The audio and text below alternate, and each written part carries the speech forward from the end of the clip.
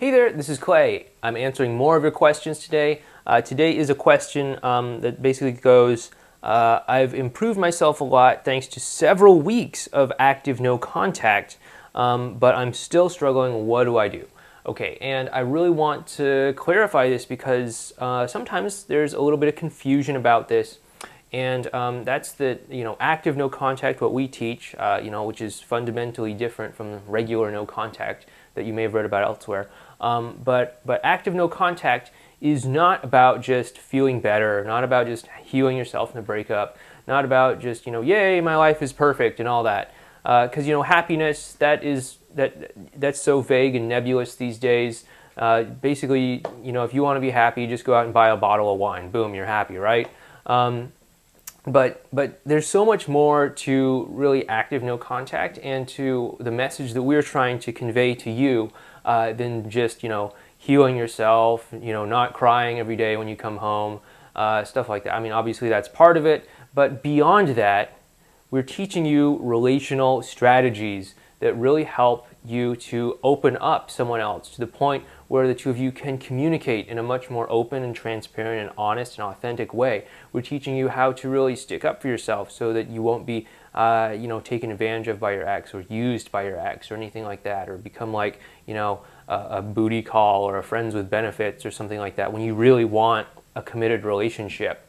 We're teaching you about a lot of stuff like that so that you can actually show up, so that you can actually inspire trust, so that you can actually have a deep emotional connection with your ex when the two of you talk, when the two of you meet up, when the two of you interact, and when the two of you have any sort of exchange in any way whatsoever.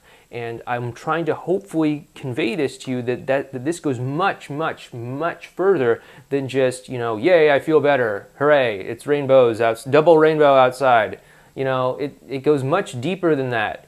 And I hope that you can understand this. And I hope that, you can realize that, what I've been trying to teach you through, the several countless videos that I've done at this point, and through the newsletter and everything that, Mika and Francis and Rashmi and everyone on our team have been doing, is really to really hopefully move you in this direction to where you can have better, more transparent, more authentic, more understanding interactions with your ex, with other people in your life, so that you can actually have stronger relationships in every area of your life. I mean, obviously we're going to help you with the romantic side, but it's my hope, it's my vision for you that you can take this to your friendships, to your relationships with your family, to your relationships with your coworkers, to just fully being present and enjoying every aspect of your life.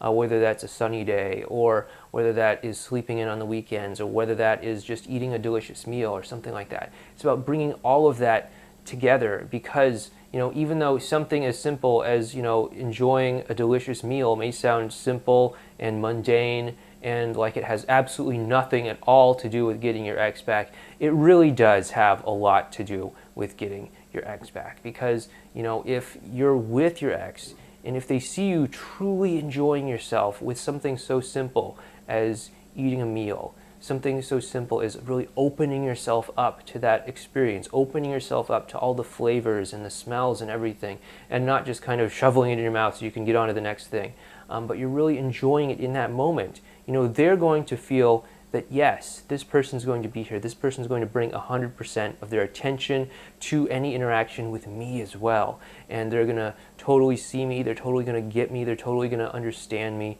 and we're going to be able to have this deep and intense connection. And, like we've said before, how you do one thing is how you do everything, and that's just an example of that. How you eat a simple everyday meal is how you interact with someone else. It gives clues. How you do one thing is a clue to how you do everything else in your life. And what we're trying to do is get down beneath all of that stuff and really look at the lenses through which you see your life, and help you to hopefully see life in a different way so that it can change every aspect of your life. But obviously, most importantly, your relationships, your romantic relationships, the relationship that you have with your ex, and getting back together with them. Because once you change the way that you see the world, you can really change the way that you interact with your ex and interact with anyone and anything else out in the world. And I think this goes much, much deeper than just, yay, I feel better, yay, it's a half day at work today, or, something like that.